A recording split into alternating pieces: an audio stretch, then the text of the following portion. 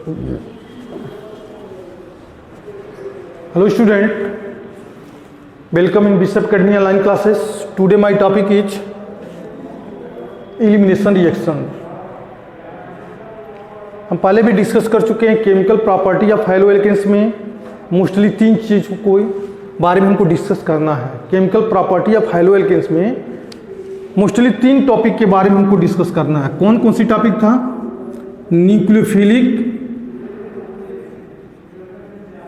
Nucleophilic substitutions reactions, nucleophilic substitutions reactions.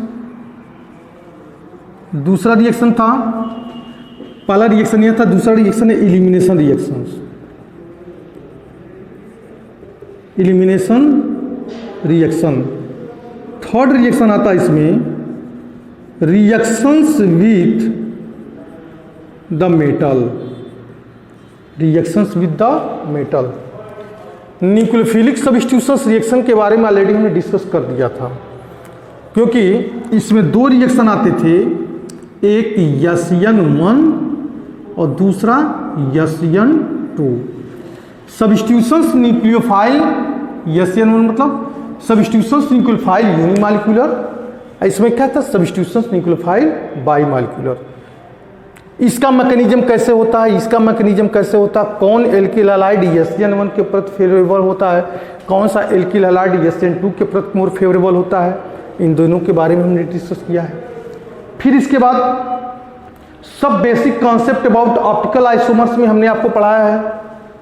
Plane polarised light क्या होता है, ऑप्टिकल एक्टिव सब्सटेंस क्या होता है, ऑप्टिकल एक्टिविटी क्या होता है, रिटेंशन क्या होता है, इन्वर्जन ऑफ कन्फिगरेशन क्या होता है, एकाइडल क्या होता है, काइडल क्या होता है, ठीक है, रेशमाइजेशन क्या होता है, रेशमिक मिक्सचर क्या होता है।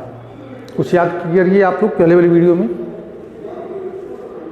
Elimination reaction. अब इसका chemical property of haloalkanes का सेकेंड पॉइंट क्या होता है, एलिमिनेशन रिएक्शन। किसका एलिमिनेशन रिएक्शन भाई? तो एल्किल हैलाइड का एलिमिनेशन रिएक्शन। एल्किल हैलाइड का एलिमिनेशन रिएक्शन। क्या एलिमिनेशन रिएक्शन पॉसिबल है एल्किल हैलाइड में? तो है, पॉसिबल क्यों है अभी हम बात कर रहे हैं, इस पे डिस्कस इस पे किया जाएगा। तो एलिमिनेशन रिएक्शन भी chemical property of haloalkane का एक पार्ट होता है। फिर तीसरा पार्ट होता है रिएक्शंस विथ मेटल।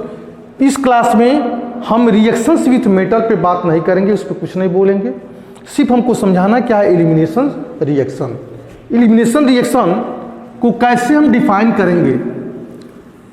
जिस टाइप से एल्किल हैलाइड, जैसे हमारे पास एल्किल हैलाइड है R और X, यह न्यूक्लियोफिलिक सब्स्टिट्यूशंस रिएक्शन जैसे देता है।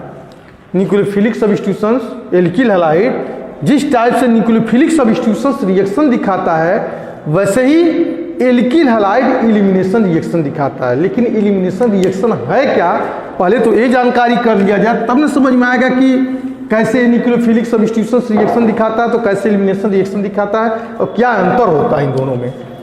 लिखेंगे when the hello alkanes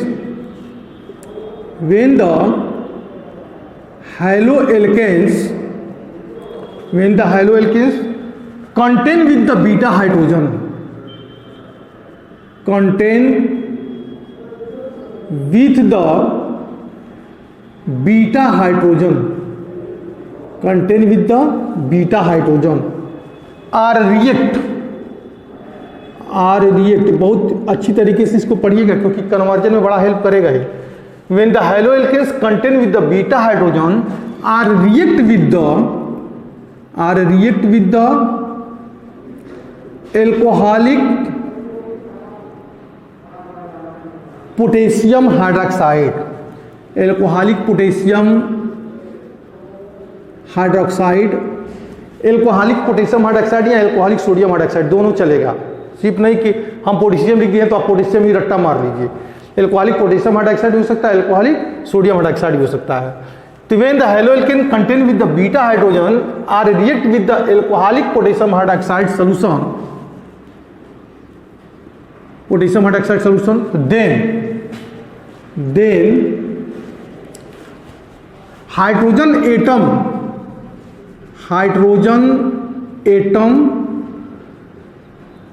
of the, then the hydrogen atom of the beta carbon and hydrogen atom of the alpha carbon, hydrogen atom of the alpha carbon are eliminate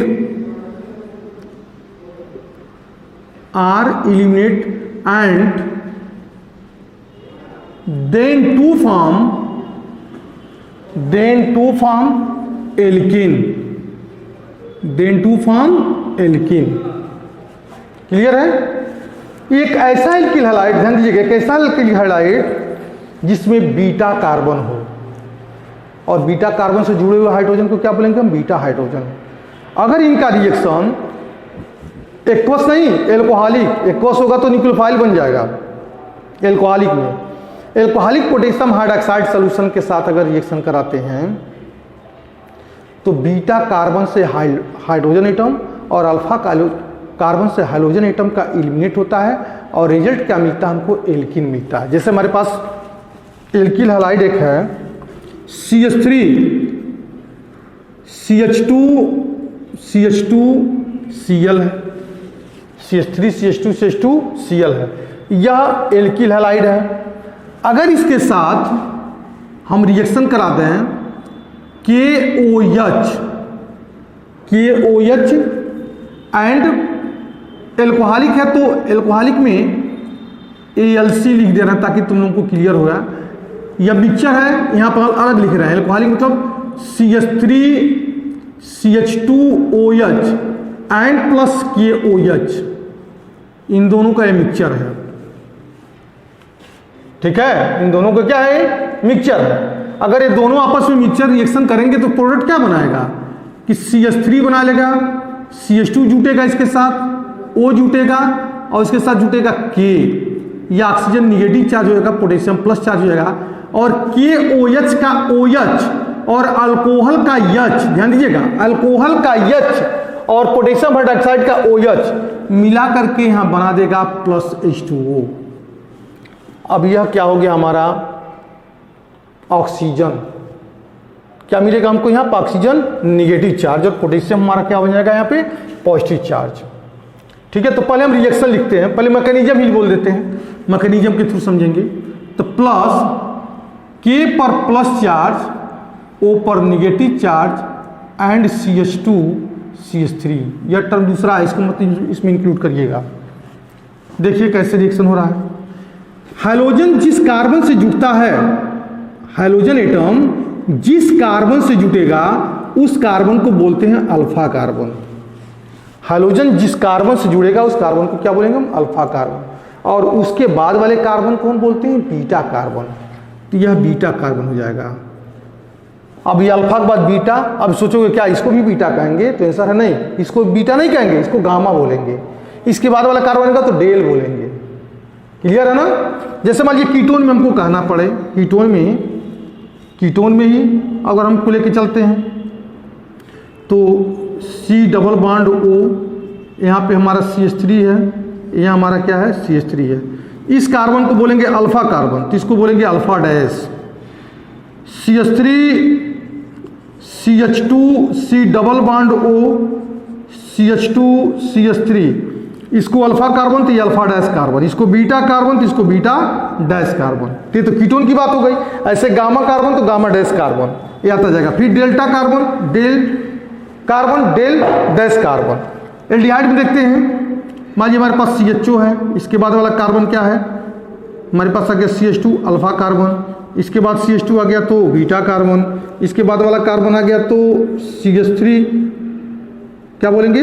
beta के बाद gamma आ जाएगा, इसके बाद CH2 नहीं, CH2 जोड़ते हैं, CH3 sorry नहीं लिखेंगे यहाँ पे, अल्फा बीटा गामा, यहाँ पे हमने लिख दिया CH3, इसको डेल कार्बन। तो यह ऐसे ही इसमें पढ़ेंगे, जैसे इसमें पढ़ते हैं वैसे इसमें पढ़ते हैं कि अल्फा कार्बन वह कार्बन है जिस कार्बन से हाइड्रोजन जुटा है वो अल्फा कार्बन है, उसके बाद वाला कार्बन क्या है? बीटा कार्बन है। तो अगर इसका रिएक्शन होगा तो प्रोडक्ट क्या बनाएगा? तो देखिए यह प्रोडक्ट क्या बनाता है कि इस हाइड्रोजन को, एक्चुअल में कार्बन के पास तो हाइड्रोजन होगा नहीं, कार्बन से दूरी हाइड्रोजन होगा, तो यह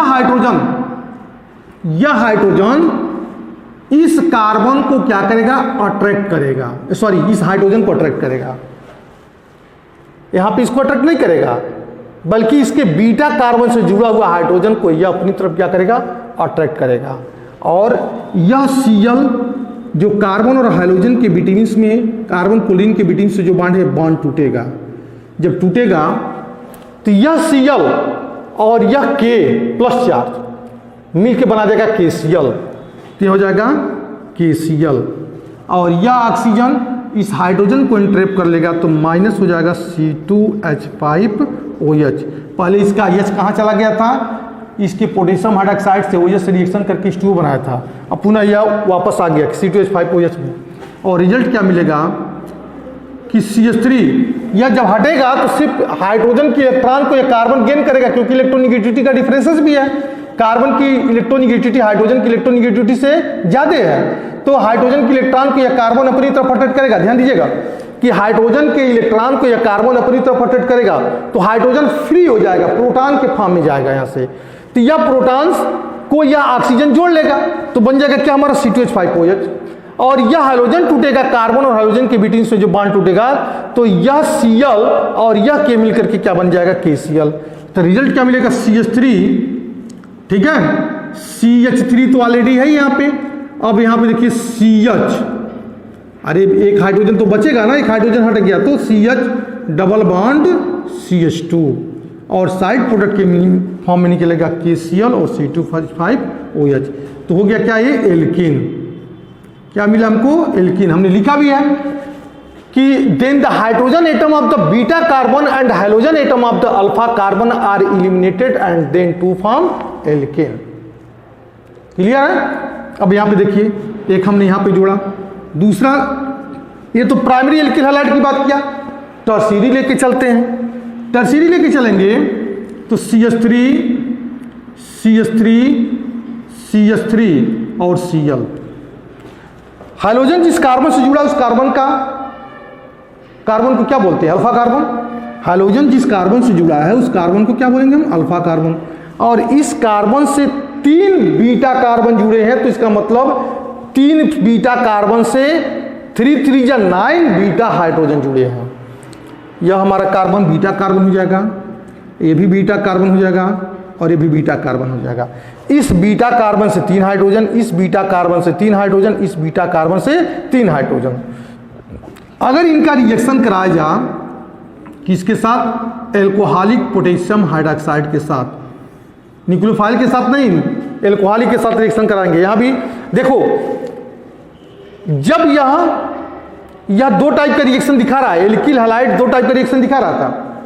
क्या दिखा रहा था, न्यूक्लियोफिलिक सब्स्टिट्यूशन रिएक्शन और एलिमिनेशन रिएक्शन, कि इसमें Cl हट रहा है, इसमें Cl हट रहा है और Cl के हटने के बाद एक नया न्यूक्लियोफाइल इसके साथ जुट रहा था। हम उस केस में इसलिए एलिमिनेशन की बात नहीं कहिए, क्योंकि जो है ज़्यादा तुमको कंफ्यूजन हो जाएगा। यहाँ भी न्यूक्लियोफाइल अटैक कर रहा है, यहाँ न्यूक्लियोफाइल बना कि नहीं, बिना ऑक्सीजन जो न्यूक्लियोफाइल बन रहा है, लेकिन इस केस में न्यूक्लियोफाइल अटैक कर रहा है तो बीटा कार्बन से जुड़ा हुआ हाइड्रोजन पर अटैक कर रहा है एलिमिनेशन रिएक्शन के केस में। इस केस में बीटा कार्बन से जो जुड़ा हुआ हाइड्रोजन है उस पर अटैक कर रहा है। और जब हम SN1 और SN2 न्यूक्लियोफिलिक सब्स्टिट्यूशन रिएक्शन बात कर रहे थे, तो न्यूक्लियोफाइल SN2 के केस में न्यूक्लियोफाइल हट रहा था, वीकर न्यूक्लियोफाइल, और उसके जगह पे स्ट्रॉन्गर न्यूक्लियोफाइल आ रहा था। SN1 के केस में न्यूक्लियोफाइल हट रहा था, वहां पे किसी चीज की पाबंदी नहीं थी कि वह न्यूक्लियोफाइल वीकर है या स्ट्रॉन्गर है, कोई भी न्यूक्लियोफाइल ला करके इस कार्बन से जो कार्बोकैटायन बन रहा था उसके साथ वो जुट जा रहा था SN1 के केस में। इसमें भी न्यूक्लियोफिलिक सब्स्टिट्यूशन रिएक्शन है, लेकिन होता क्या रहा है, इलिमिनेशन रिएक्शन। इलिमिनेशन मतलब हाइड्रोजन हट रहा है और इसके साथ हाइड्रोजन हट रहा है, बीटा कार्बन से जुड़ा हुआ हाइड्रोजन भी हट रहा है, और इसके हाइड्रोजन एटम जो जिस कार्बन से जुड़ा है, जिसको हम अल्फा कार्बन बोलते हैं, वहां से हाइड्रोजन भी हट रहा है। यहाँ पे कोई न्यूक्लियोफाइल अटैचमेंट नहीं हो रहा है। यहाँ पे अगर न्यूक्लियोफाइल अटैचमेंट होता तब हम बोलते हैं न्यूक्लियोफिलिक सब्स्टिट्यूशन रिएक्शन। क्या बोलते हैं उसको हम, न्यूक्लियोफिलिक सब्स्टिट्यूशन रिएक्शन। लेकिन यहाँ पे क्या चल रहा है, एलिमिनेशन चल रहा है, और यह बीटा कार्बन से हाइड्रोजन को एंट्रैप कर रहा है। देखिए, अगर यह OH alcoholic potassium hydroxide solution अब इस तीनों पे रिएक्शन कर सकता है, इस पे भी रिएक्शन कर सकता है, इसके साथ भी रिएक्शन कर सकता है, इसके साथ भी रिएक्शन कर सकता है। अगर सपोज दैट इसके साथ रिएक्शन किया, मतलब इसके हाइड्रोजन को अपनी तरफ, इस बीटा कार्बन हाइड्रोजन को अपनी तरफ एक्सेप्ट किया, तो प्रोडक्ट बनेगा हमारा CH3 C double bond CH2 single bond CH3, एक प्रोडक्ट ये बन जाएगा। अगर ये अल्कोहलिक पोटेशियम हाइड्रोक्साइड इस CH3 के साथ रिएक्शन किया तब क्या बनेगा, तो CH3 single bond C CH3 double bond CH2। अगर अल्कोहलिक पोटेशियम हाइड्रोक्साइड इसके साथ रिएक्शन करेगा तो क्या बनेगा कि CH2 double bond C single bond CH3 and single bond CH3। Clear है? तो यह इसके साथ रिएक्शन करेगा तो यह प्रोडक्ट, यह अल्कोहलिक पोटेशियम हाइड्रोक्साइड इसके साथ रिएक्शन करेगा, इसके साथ रिएक्शन करेगा तो यह प्रोडक्ट, यह अल्कोहलिक पोटेशियम हाइड्रोक्साइड इसके साथ रिएक्शन करेगा, मतलब इसके साथ, यह इसके साथ रिएक्शन करेगा तो यह प्रोडक्ट, या इसके साथ रिएक्शन करेगा तो यह प्रोडक्ट, या इसके साथ रिएक्शन करेगा तो यह प्रोडक्ट मिल रहा है। तो इसको डिहाइड्रोहाइलोजिनेशन रिएक्शन कभी कहते हैं। दिस रिएक्शन इज कॉल्ड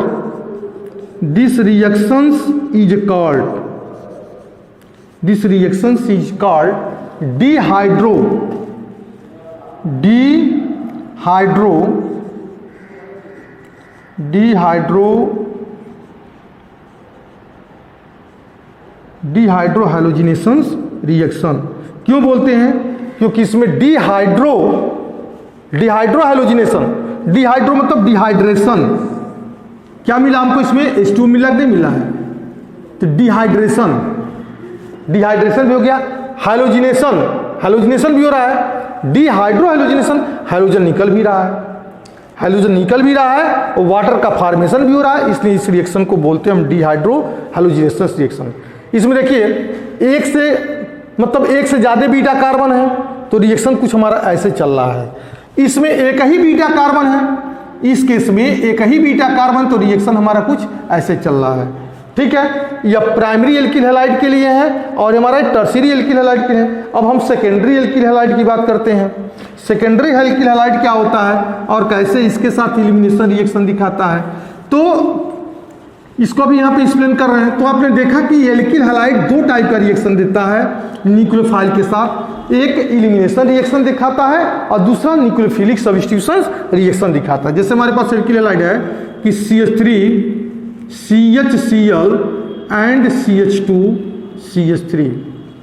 देखो ये जिस कार्बन से हाइड्रोजन जुटा है उस कार्बन को तो अल्फा कार्बन बोल ही रहे हैं, लेकिन इसके साथ दो बीटा कार्बन भी आए हुए, एक बीटा कार्बन यह है, एक बीटा कार्बन हमारा यह है, दोनों बीटा कार्बन है। अगर इसके साथ हम एल्कोहलिक पोटेशियम हाइड्रोक्साइड के साथ रिएक्शन कराते हैं तो प्रोडक्ट कितने टाइप का बनेगा, तो हाइड्रोजन यहाँ तो 20 बीटा कार्बन से हाइड्रोजन निकला, या तो इस बीटा कार्बन से हाइड्रोजन निकला, इस बीटा कार्बन से जुड़ा हुआ बीटा हाइड्रोजन यहां से निकल सकता है, इस बीटा कार्बन से जुड़ा हुआ बीटा हाइड्रोजन यहां से भी निकल सकता है। अगर यहां से निकलेगा तो प्रोडक्ट क्या बनाएगा, प्रोडक्ट बनाएगा CH2 double bond CH single bond Cl and CH2 CH3। ठीक है, या तो दूसरा प्रोडक्ट अगर यहां से इस बीटा कार्बन से हाइड्रोजन निकलता तब क्या बनाएगा, तो CH3CH, सॉरी ये तो गलत हो गया जी, यहाँ पे Cl निकल जाएगा ना, Cl भी तो निकलेगा यहाँ से, ये Cl भी तो यहाँ से निकलेगा, CH2 double bond CH single bond CH2 CH3। यहाँ पे अगर इसका निकला तो CH3CH double bond CH single bond CH3। ध्यान दीजिएगा, दो प्रोडक्ट बन गया, यहां से निकाले हाइड्रोजन तो यह प्रोडक्ट बन गया, यहां से हाइड्रोजन निकाले तो हमारा यह प्रोडक्ट बन गया। अब हमको इसमें कंपेयरिंग करना यह है कि यह दो प्रोडक्ट बन रहा है, तो हमको कंफ्यूजन यह से हो रहा है कि कौन मेजर प्रोडक्ट होगा और कौन माइनर प्रोडक्ट होगा। तो हम कहेंगे यह हमारा मेजर प्रोडक्ट है। मेजर प्रोडक्ट, यह क्यों मेजर प्रोडक्ट है, तो इसलिए है कि यह सेड्जफ रूल्स अप्लाई हो रहा है। यहाँ पे मेजर प्रोडक्ट बनाने के लिए यहाँ पे हम सेड्जफ रूल्स की अप्लाई करते हैं। सेड्जफ रूल्स क्या है, SAYTZEF,